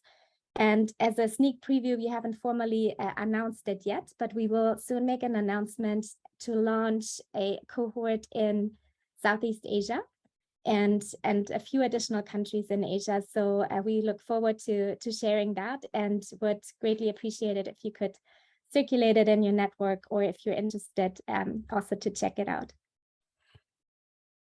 And then another exciting thing that's coming up on our side is 2x certification. And that's really interesting because, as we heard from JJ, and as I also mentioned, the 2x criteria have been adopted by a large number of investors, capital providers more broadly, institutions, and also companies, whether it's startups or corporates or SMEs. And we increasingly see interest in third-party data validation and assurance, and kind of a more nuanced rating methodology to do a benchmarking of how a certain company, for example, or a fund that say they have a gender lens and are aligned with the 2x criteria, how they do in comparison to their peers in their region or globally. And so we're currently tapping into that interest and that demand, and are co-creating a 2x certification mechanism, starting with the target audiences of private equity and venture capital funds and companies. And some of you may have joined our recent co-creation workshops and sessions, but I will in a moment put into the chat a link where you can express your interest. So in case you aren't already part of this endeavor, we would love to invite you to join us and feed in your opinions, your feedback, and make sure that 2X certification really meets that demand in the market. And that's it for the moment. On our website, 2xglobal.org, you will find a lot of different tools. So there are different toolkits. There's also starter kits. And in a moment, I will send you the direct links in the chat so that you can check out all of the resources that we have available for free. And then we have many additional resources in our membership area. Thank you so much. Thank you, Jessica. We've always been such a huge fan of your work at 2X, and it's really amazing to see that the original 3 billion target for 2X turned into a 15 billion commitment to gender lens by some of the largest global financiers. So it really shows that it's a global movement. And great to see the different areas of focus that intersect with gender lens as well that you're focusing on at 2X. So yeah, the Fund Manager's Guide to Gender Smart Investing was one of my go-to resources when I first started studying this area. So I highly recommend it to everyone here. We'll also be sending a lot of these resources in an email later, so you can take a look. Also recommend investors in the audience to take a look at the 2X criteria and how you might implement some of these lens into your screening and due diligence process. So thank you so much, Jessica, for that. And next up, we will be looking at another tool and community that you might want to take a look at, which is the Women's Empowerment Principles by UN Women, which Gobi is also a signatory of, and we've also been using it in our process as well. So now it's my pleasure to welcome back our opening speaker, Dwi Yuliawati Faiz, Head of Programs for UN Women Indonesia, to deliver the next and last workshop.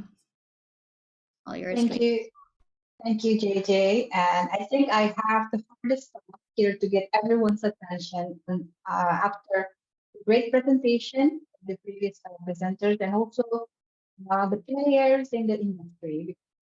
If I can also be honest with you, we are not, UN Women is not coming from the ecosystem of investing in gender and Sorry, investing. sorry to interrupt. Your connection is a little bit, it's not great. Is there anything we can do to fix that? Is it clearer now? Is it stopping or?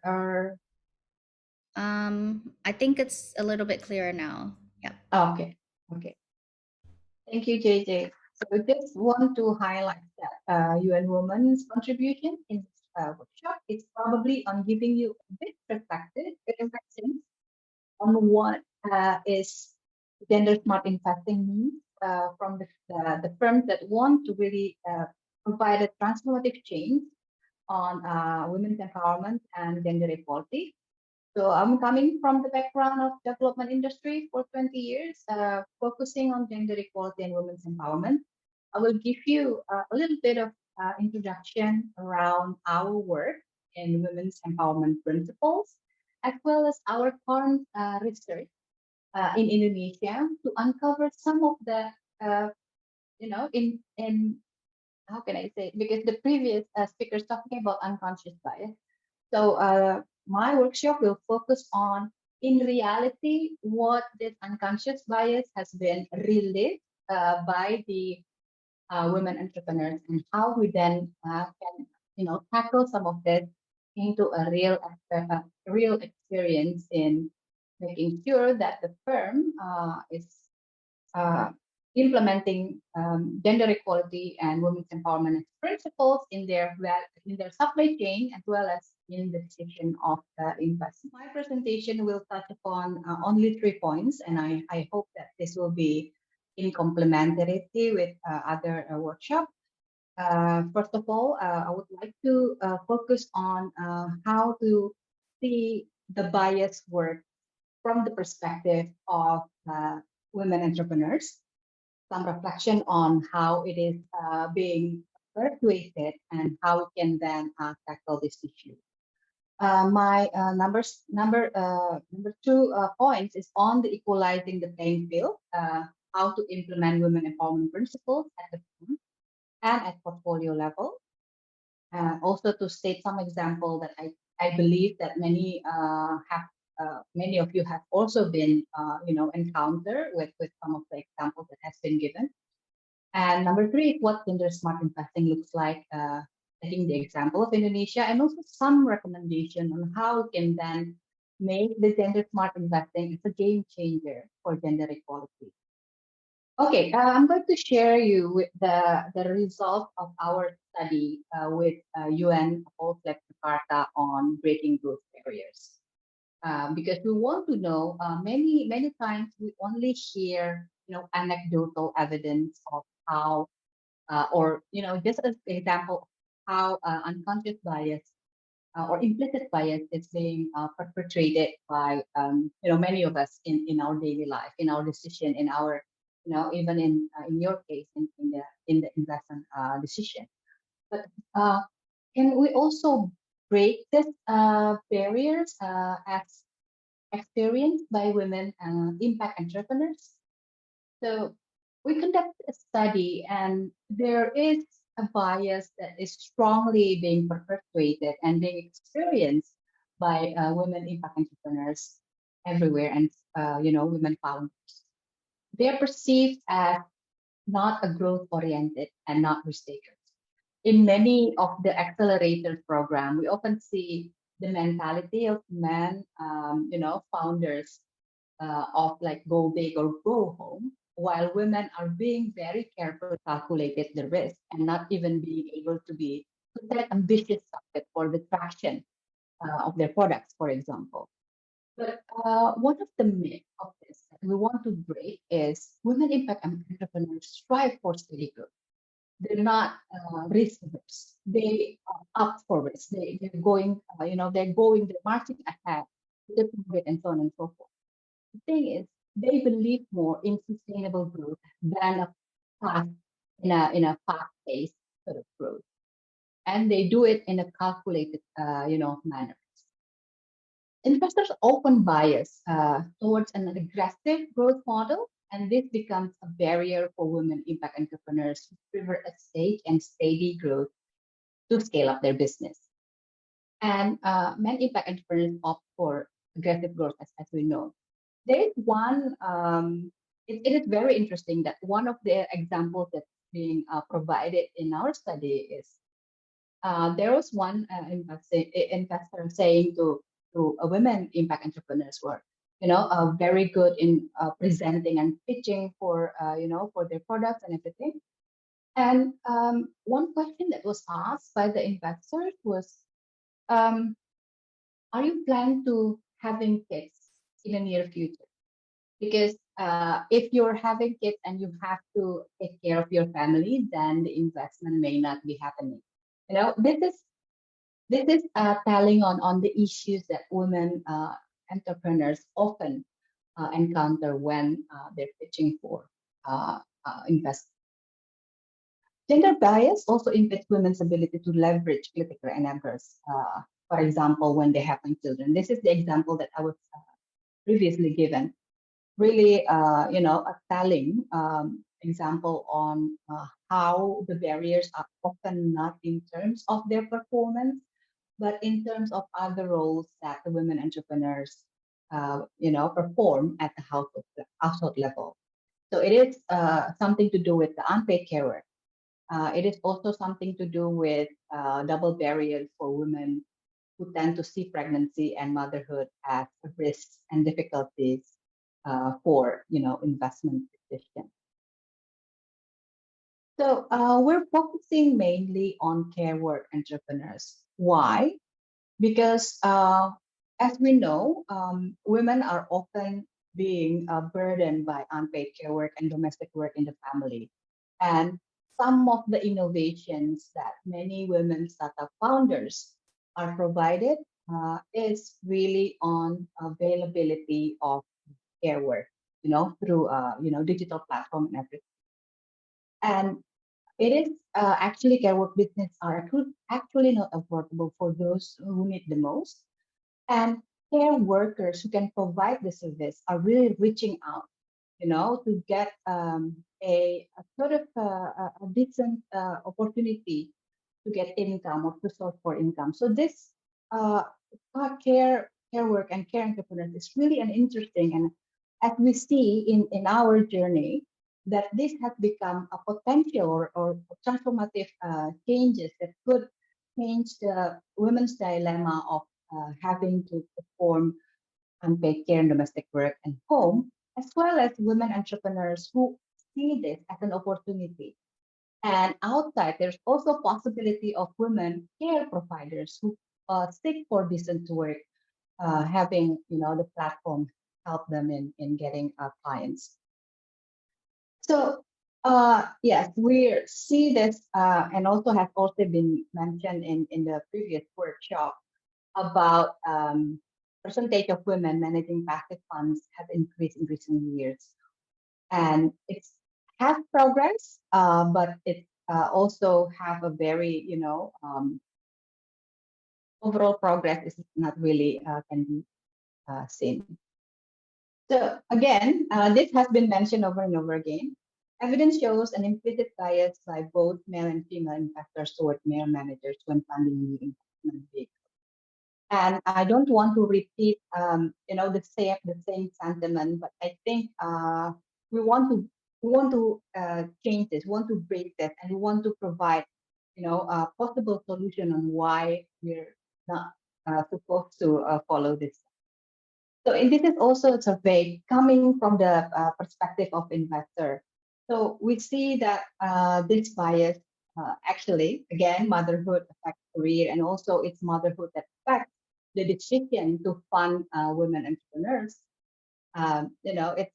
It's a telling story of how even among women themselves, endowment investment, committed for consultant work, leads somewhat biased towards male managers. And again, this is something that we need to work together, because it has been, both from the perspective of women investment managers themselves.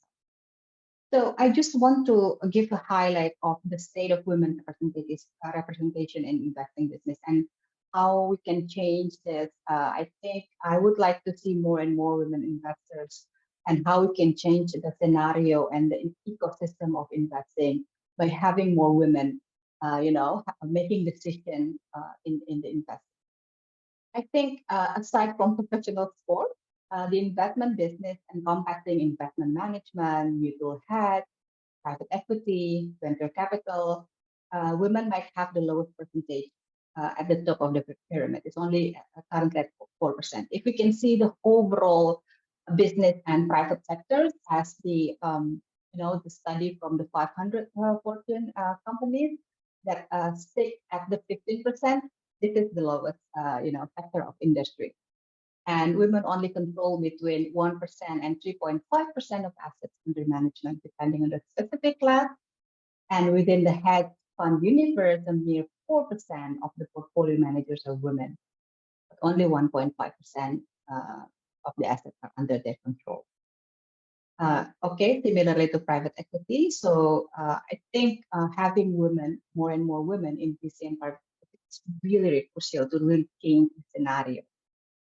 So my next presentation will focus mainly on how we then apply the tools that JJ mentioned as women empowerment principles that our partner Gobi is also one of the.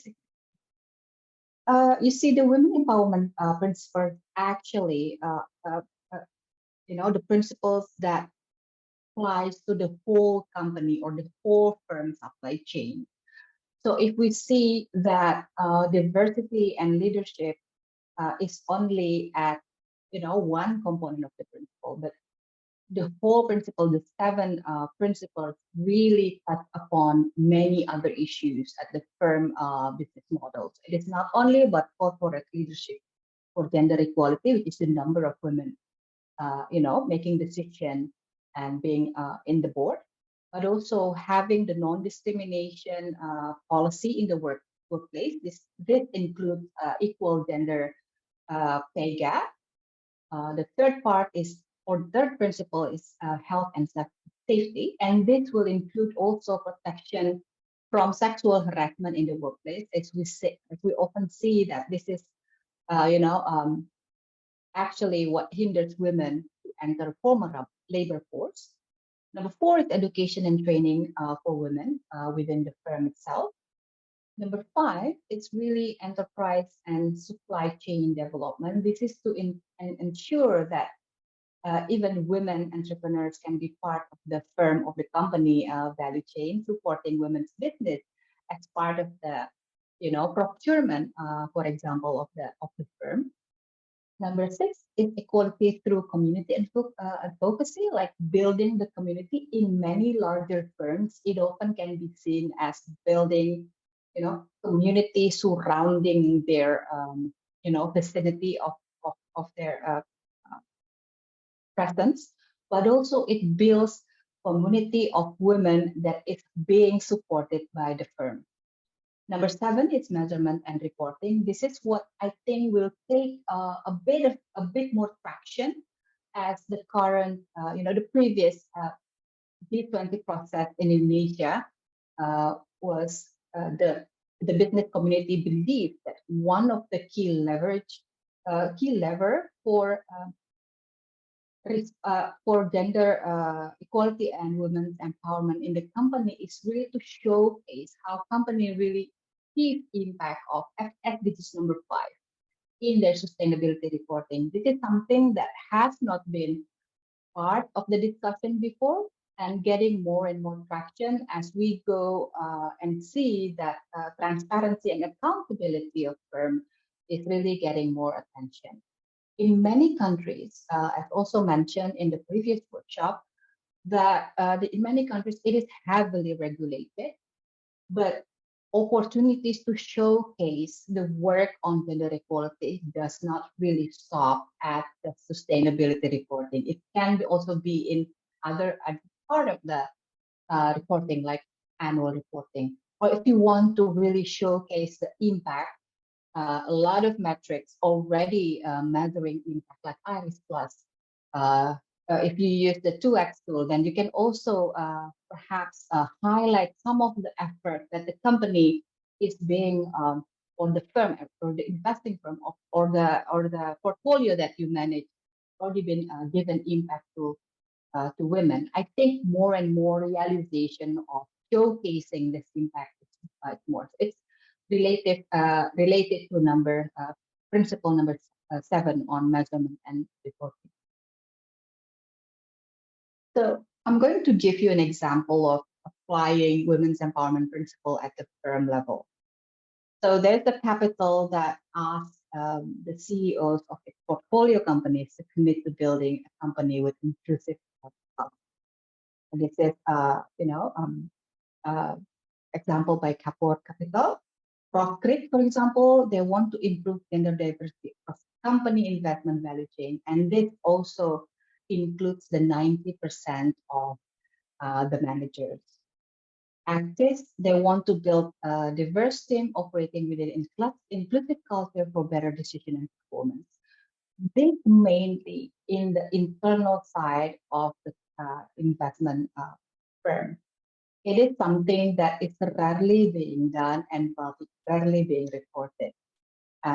Often we only see in investor only showcase the number of women-led organization that is being supported, but not in terms of what is it they have done inside to really make sure that the company is promoting gender equality and women's empowerment. I think the example at the portfolio level has already been mentioned before, like 2X tool and other implementation of gender responsive tools. Investing in companies by goods and service, I think it's being mentioned, and it's just an example of how we can then use it at the portfolio level. So I just want to highlight the case for Indonesia in gender smart investing. Probably started by a very, a good sense of what is it in terms of gender-led investing. You see that there's 160 million of commitments, not only exclusive to Indonesia, but from other in other countries and emerging markets as well. So the total investment by impact investors. So this is only focusing on impact investors and focusing on food and agribusiness, financial services, tech-enabled businesses, and women-led or owned businesses. You can see that it's the train is really huge and racing. But I think there are some problems around this issue, despite that our status in Southeast Asia, gender lens investing capital. Value for women, I would like to give this credit for them, found that many Indonesian investors continue to see gender lens investing as philanthropy rather than profitable investment. So this is, a huge challenge. And also, I would like to see this not a challenge, but an opportunity. A lot of investment, within the impact investing sector continues to be dominated by sustainable fisheries, workforce development, and education initiatives, rather than either coupling it with gender equality or having gender equality as a standalone, intention for their investment. It just is only estimated 19% of impact investment directed towards women-owned or women-led. This is not to exclude probably component of gender equality or women's empowerment in sustainable fisheries workforce development, but it's only at a very negligible part of the decision. And we want to also seek more and more process of demystifying gender lens investing, because there are gender lens investing is not only about investor and investee or women-led entrepreneurs investing community, but it also comprises of many other stakeholders. So another side of the coin is equipping more impact investors practical knowledge, like what Gobi is now trying to establish with the community of practice between investors and also startup founders, and the application of gender lens investment, but also probably around showing evidence that it really is perhaps one changing the outcome or the goal of achieving gender equality themselves, or even making a profitable investment. Another side that we see that among other SDG goals, probably SDG number 5 is the most underfinanced.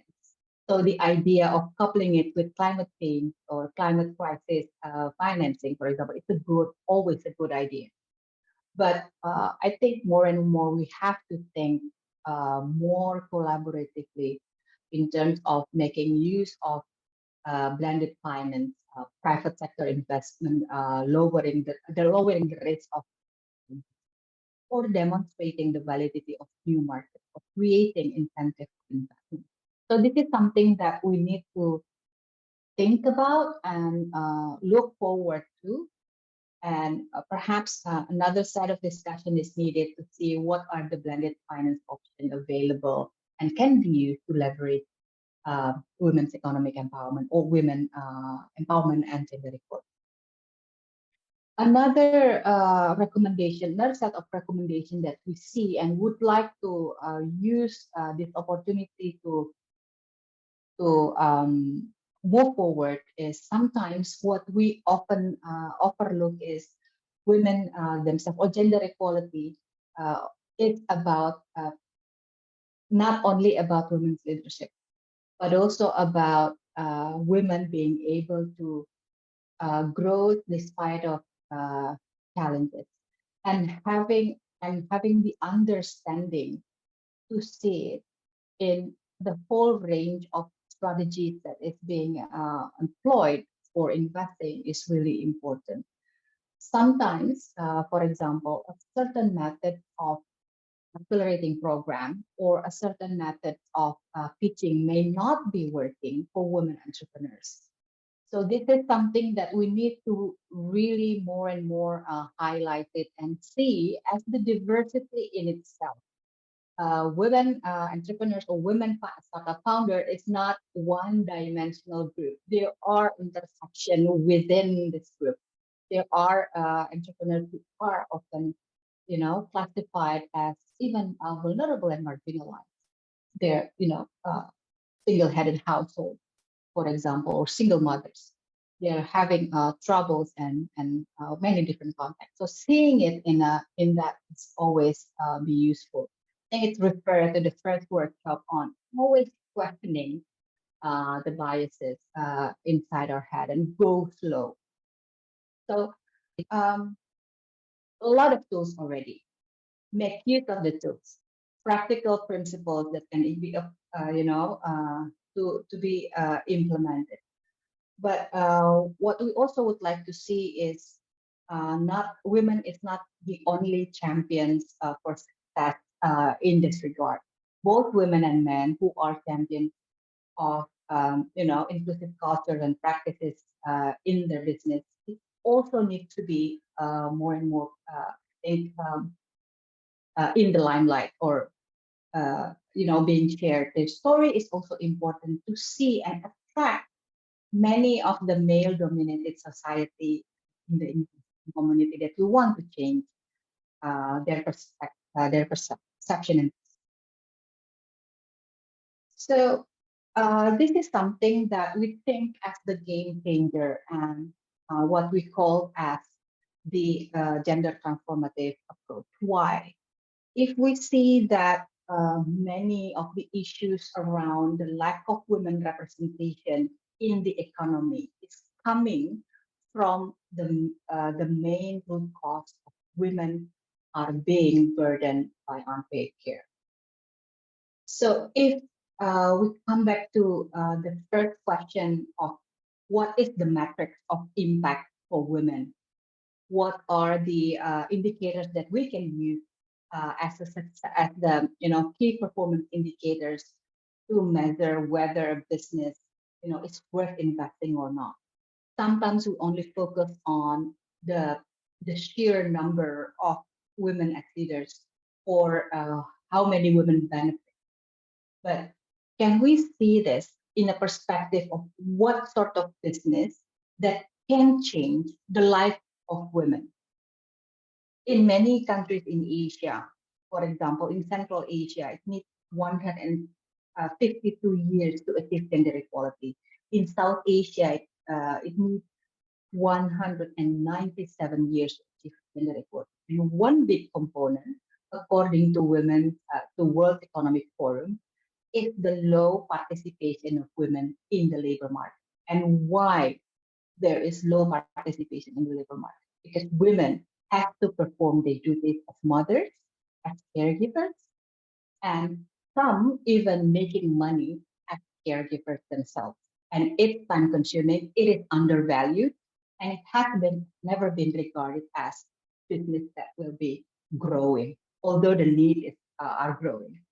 So I would like to see this as a future fit care economy.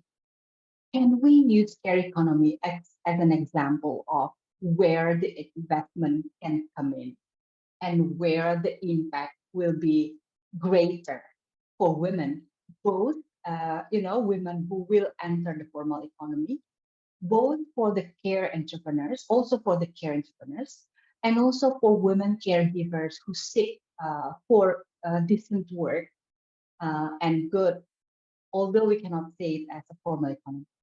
So this is something that we can see as the game changer. Can the investing community see this as a potential for great impact? Whether we can see it beyond this investment decision that see the growth indicators in a one single dimension. Can we include investment into care sector as one of the key criteria of growth? And also, can we, as investing community, investing firms, encourage and incentivize employer-supported care and domestic work to attract women's talent in a investing firm?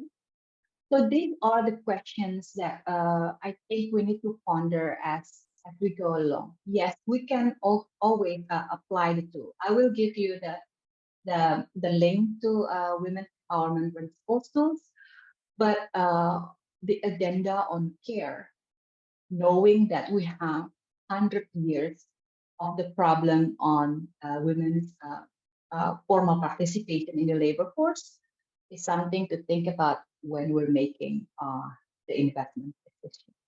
So with that, I would like to conclude my presentation and give it back to JJ. All right. Thank you, Dewey, for delivering the last workshop. It's interesting that you bring up your focus on the care industry, because we know this is a really important consideration, especially for startups, especially for women entrepreneurs and employees at startups who might have to take on the work of unpaid care and could experience burnout much faster. So thank you for highlighting that. So we previously saw the 2X criteria to be applied at the screening and due diligence process. And we think that WEP's framework that we just mentioned is a really great way to complement your post-investment processes during monitoring activities, as you might ask your portfolios how to report on certain metrics to ensure that you're looking at the company through a gender lens. So thank you again, Dewey, and that wraps up our session for today. Please look out for an email from Gobi as we consolidate all the resources. We'll provide a short recap for you to take away and hopefully bring to your teams. And it's really great to see that many of you stayed on until the end. We'll send you your certificate from UN Women through email in the next few weeks. So look out for that. And before we go, I would like to thank our network partners, Ant Foundation, Together Digital, She Loves Tech, Next Chapter Raise, Connecting Founders, Andy, Impact Hub, and Include Consulting from Singapore, our media partners, TechNode Global and KR Asia, and also, of course, all our speakers and partners for making this workshop possible. Again, we hope that today's session has been really useful to you. Thank you for spending your last day of International Women's Month with us to learn more about what you can do as an investor. And feel free to reach out to me or the Gobi team for any questions. You can follow our socials on LinkedIn, Instagram, and Facebook for more events like this. So thank you again and have a great weekend ahead.